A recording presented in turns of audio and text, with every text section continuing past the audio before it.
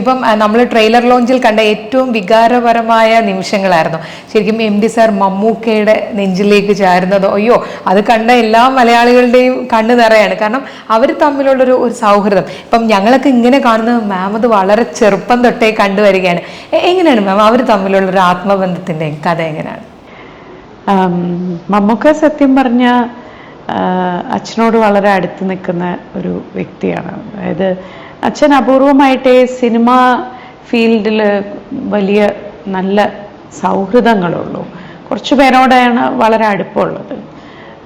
അതിലൊരു വ്യക്തിയാണ് അദ്ദേഹം.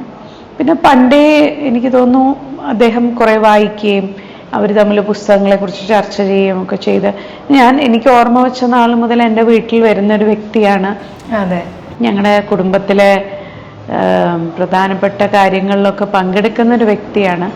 എൻ്റെ വിവാഹ നിശ്ചയത്തിന് അച്ഛൻ മദിരാശി വെച്ച് ചെറിയൊരു 40-45 പേരുള്ള ഒരു ചെറിയ ചടങ്ങായി നടത്തി. അതിലാകെ ക്ഷണിച്ചത് പുറമേ നിന്ന് അല്ലെങ്കിൽ കുടുംബത്തിൽ പെടാത്ത ഒരാള്. അപ്പം സത്യം പറഞ്ഞാൽ കുടുംബമായി അദ്ദേഹം. അന്ന് മമ്മൂക്കയാണ് ഹരിഹരൻ സാറിന് ഇവർ രണ്ടുപേരെയാണ് സിനിമ രംഗത്തുനിന്ന് ക്ഷണിക്കുന്നത്. അപ്പോൾ അന്നത്തോടെ എനിക്ക് മനസ്സിലായി ഹീസ് ഫാമിലി. അപ്പോൾ അതൊരു അങ്ങനെ ഒരു ബന്ധമാണ്. പിന്നെ അദ്ദേഹത്തിന് അച്ഛൻ്റെ കാര്യങ്ങളിലൊക്കെ വളരെ ശ്രദ്ധയുണ്ട്.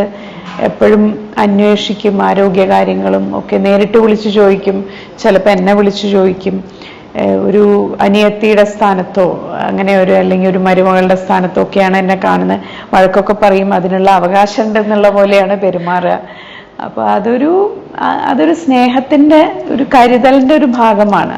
അപ്പോൾ I think I am really blessed. ഇപ്പോൾ മമ്മൂക്കയെ കുറിച്ച് പറയാണെങ്കിലും സാറിനെ കുറിച്ച് പറയുകയാണെങ്കിലും രണ്ടുപേരും മലയാളിയുടെ സ്വകാര്യ അഹങ്കാരം തന്നെയാണ്.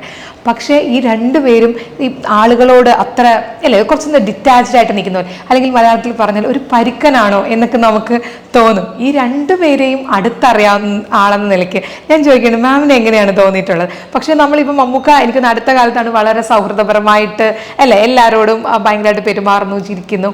സാറിൻ്റെ അടുത്തൊന്നും അങ്ങനെ നമുക്ക് അറിയില്ല. അപ്പോൾ ശരിക്കും ഈ ഒരു ജീവിതത്തിൽ എങ്ങനെയാണ്?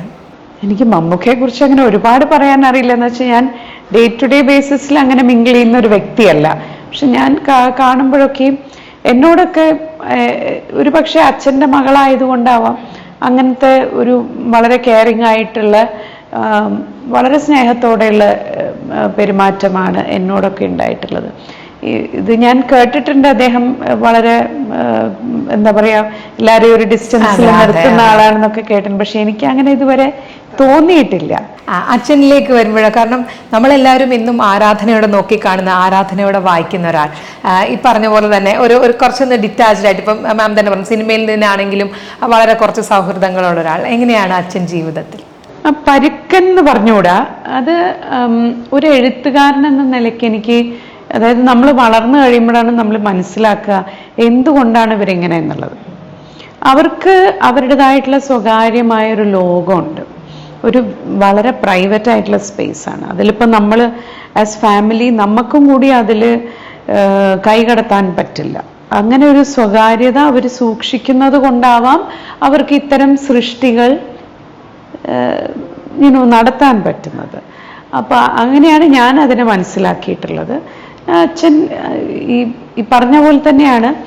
സ്നേഹം അങ്ങനെ തുറന്ന് പ്രകടിപ്പിക്കാനോ കാട്ടാനോ അങ്ങനെ ആളുകളുടെ മുമ്പിൽ കാട്ടിക്കൂട്ടാൻ അങ്ങനെയൊന്നുമുള്ള വ്യക്തിയല്ല.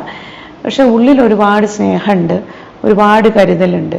അത് ചിലപ്പോൾ പറയുന്ന ഒരു വാക്കായിരിക്കാം, ചിലപ്പോൾ എൻ്റെ കൈയൊന്ന് മുറുകെ പിടിക്കുകയായിരിക്കാം.